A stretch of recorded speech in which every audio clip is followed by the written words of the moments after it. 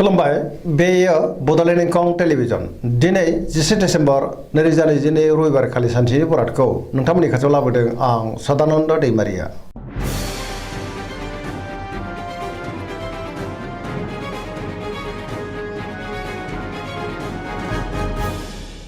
सिगां फरायनो लादों मेष राशि गिबि हांखो अ ल दिनैनि साना जोबोर मोजां जेरावबो जाफुंसारगोन सुथुरखौ दिनै गोरलैयैनो फेजेननो हागोन। गोबां मोजां खाबु फैनोबो हागौ बहाबा दावबायनो एबा हान्थिनो खाबु मोनगोन आरो मोजाङैनो हान्थिनोबो हागोन। मावनो लानाय खामानिखौ थि समावनो आरो गोरलैयैनो मावफुंनो हागोन। गोसोखौ दिनै जोबोर गोजोननाय मोनगोन। देहाया मोजाङै थागोन बहानिफ्रायबा मोजां खौरां फैनोबो हागौ। गोसोनि साननायफ्रा जाफुंनोबो हागौ। रांखावरियाव मोजां बेफार फालांगियावबो मोजां होनजायो। गोबां धोन आरजिनो हागोन। सोरबा लोगोनिफ्राय मोजां खौरां मोननोबो हागौ। न'खराव दिनै अनलायनाय फैगोन। बिदा फंबायजों मोजां सोमोन्दो थागोन। गोसोनि बोलोआ बांगोन। गुबुननि थाखाय गोबां मोजां खामानि मावनानै होनोबो हागोन। सेंग्रा सिख्लाफ्रा जोबोर रमान्टिक जागोन आरो गोसोनि साननायखौ फोरमायलायनोबो हागोन। पजिटिभ एनार्जिनि गोहोमबो गोग्लैगोन। धोरोमारि बिथिङावबो दिनै गोसो दुंखांनो हागौ। बृष राशि गिबि हांखो इ अ ब दिनैनि साना जोबोर मोजां गोसोखौ दिनै जोबोर गोजोननाय मोनगोन। गोसोनि बोलोआ बांगोन। मावनो लानाय खामानिखौ थि समावनो आरो गोरलैयैनो मावफुंनोबो हागोन। सोरजोंबा बाख्नाय जानो हागौ। गियाना बांगोन। गोथों आरो गोग्गो साननो रोंगोन। समाजाव दिनै मान मोनगोन। रांखावरियाव मोजां बेफार फालांगियावबो मोजां होनजायो। आयाबो दिनै बांनो हागौ। न'खराव बिसि फिसायनि गेजेराव अनलायनाय फैगोन। बिमा बिफानि अननाय आरो बोरखौ दिनै मोननो हागौ।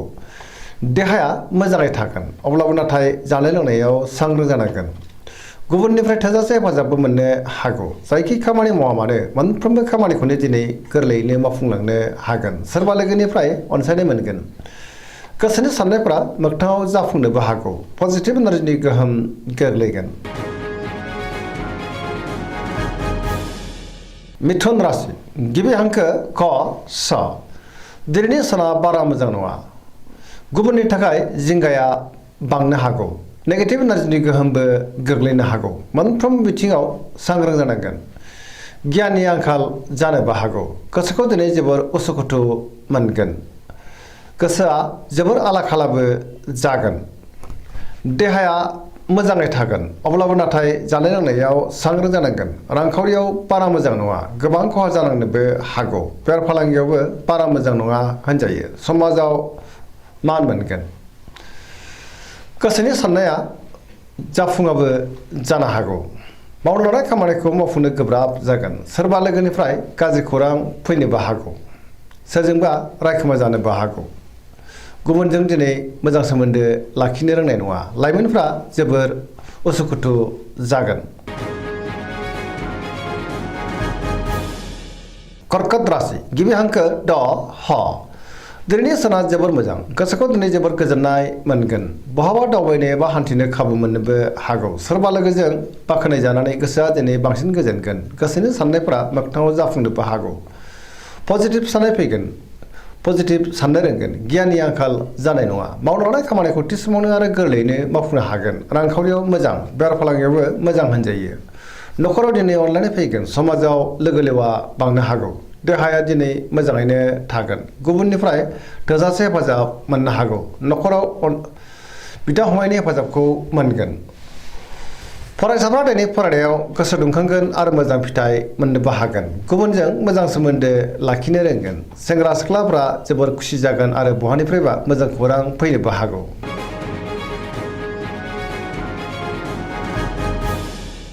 सिंह राशि गिबि हांखो म ट दिनैनि साना जोबोर मोजां। गोसोआव पजिटिभ साननाय फैगोन। गोथों आरो गोग्गो साननो रोंगोन। गियाननि आंखाल जानाय नङा।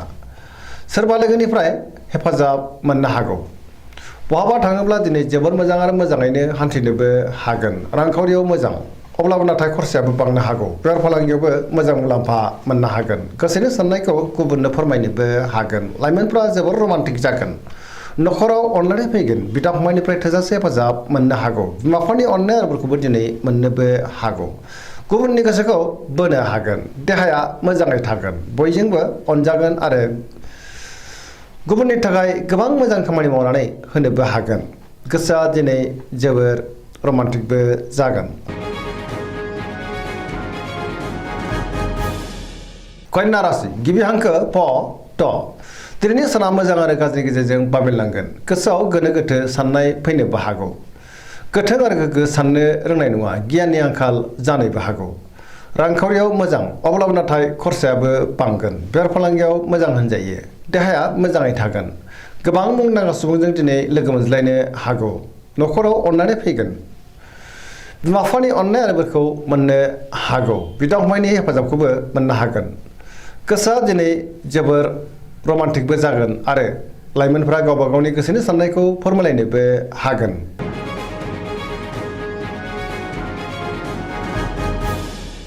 तुला राशि गिबि हांखो र ट दिनैनि साना जोबोर मोजां गोबां रोखोमनि जेंनाफोरखौ दिनै सुस्रांनो हागोन गियाननि आंखाल जानाय नङा गोसोनि बोलोआ बांगोन गोसोनि साननाया मोगथाङाव दिनै जाफुंनोबो हागौ मावनो लानाय खामानिखौ थि समावनो आरो गोरलैयैनो मावफुंनो हागोन देहाया मोजाङै थागोन अब्लाबो नाथाय जानाय लोंनायाव सांग्रां जानांगोन रांखावरियाव मोजां बेफार फालांगियावबो मोजां होनजायो अब्लाबो नाथाय खरसायाबो बांनो हागौ न'खराव बिसि फिसायनि गेजेराव अननानै फैगोन समाजाव मान मोनगोन गुबुननि थाखाय गोबां मोजां खामानि मावनानै होनोबो हागोन सोरबा लोगोनिफ्राय थोजासे हेफाजाब मोननो हागौ गोदान थांखि लानो रोंगोन सेंग्रा सिख्लाफ्रा जोबोर रमान्टिक जागोन आरो गावबा गावनि गोसोनि साननायखौ फोरमायलायनोबो हागोन गोसोआव पजिटिभ साननाय फैगोन आरो पजिटिभ एनार्जिनि गोहोमबो गोग्लैनो हागौ धोरोमारि बिथिङावबो दिनै गोसो दुंखांगोन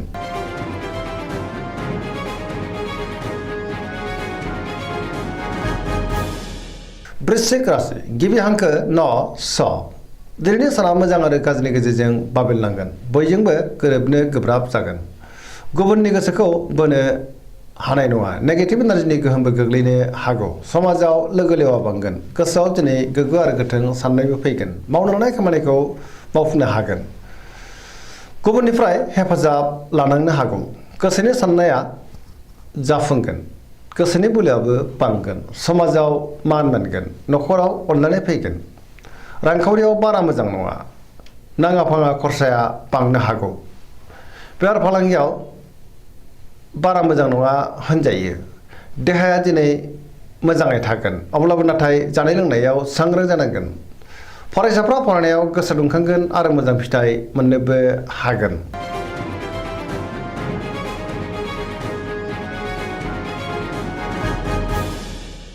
धनु राशि गिबि हांखो ढ फ भ दिनैनि साना जोबोर मोजां गोसोआव बोलो बांगोन गोसोनि साननाया जाफुंनोबो हागौ मावनो लानाय खामानिखौ थि समावनो आरो गोरलैयैनो मावफुंनोबो हागौ सोरबा गोदान सुबुंजों लोगो मोनज्लायनो हागौ गोसोनि साननायफोरा जाफुंगोन रांखावरियाव मोजां अब्लाबो नाथाय खरसायाबो बांनो हागौ बेफार फालांगियाव मोजां होनजायो समाजाव मान मोनगोन बहाबा थाङोब्ला दिनै जोबोर मोजां आरो मोजाङैनो हान्थिनोबो हागोन न'खराव अननानै फैगोन सोरबा आलासि फैनोबो हागौ बहानिफ्रायबा मोजां खौरां मोननोबो हागौ लाइमोनफोरनि गोसोआ दिनै जोबोर रमान्टिक जागोन आरो गावबा गावनि गोसोनि साननायखौ फोरमायलायनोबो हागोन पजिटिभ एनार्जिनि गोहोमबो गोग्लैनो हागौ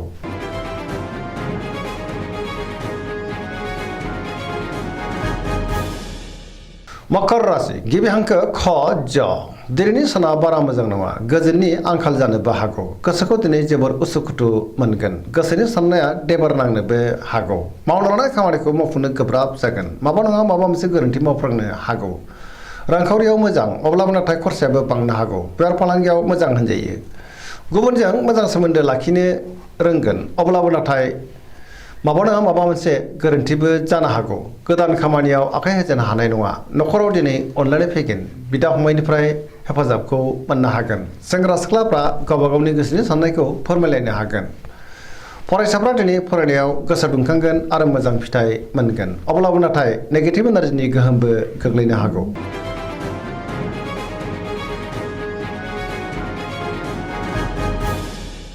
कुम्भ राशि गिबि हांखो ग स दिनैनि साना बारा मोजां नङा सोरजोंबा नांलाय खमलाय एबा दान्थे बिदान्थे जानोबो हागौ थार लोगोनि आंखाल जागोन गोसोखौ दिनै जोबोर गुलाय गुजाय मोनगोन मावनो लानाय खामानिखौ थि समावनो मावफुंनो हायोब्लाबो माबा नङा माबा मोनसे गोरोन्थिबो जानो हागौ बहानिफ्रायबा गाज्रि खौरांबो फैनो हागौ समाजाव मान मोनगोन गोबां मुंदांखा सुबुंजों दिनै लोगो मोनज्लायनोबो हागौ रांखावरियाव मोजां अब्लाबो नाथाय खरसायाबो बांगोन बेफार फालांगियावबो मोजां होनजायो देहाया दिनै मोजाङैनो थागोन अब्लाबो नाथाय जानाय लोंनायाव सांग्रां जानांगोन गुबुननिफ्राय हेफाजाब लानांनो हागौ न'खराव बिमा बिफानि अननाय आरो बोरखौ मोननोबो हागौ अब्लाबो नाथाय नेगेटिभ एनार्जिनि गोहोमबो गोग्लैनो हागौ सांग्रां जानाया गाहाम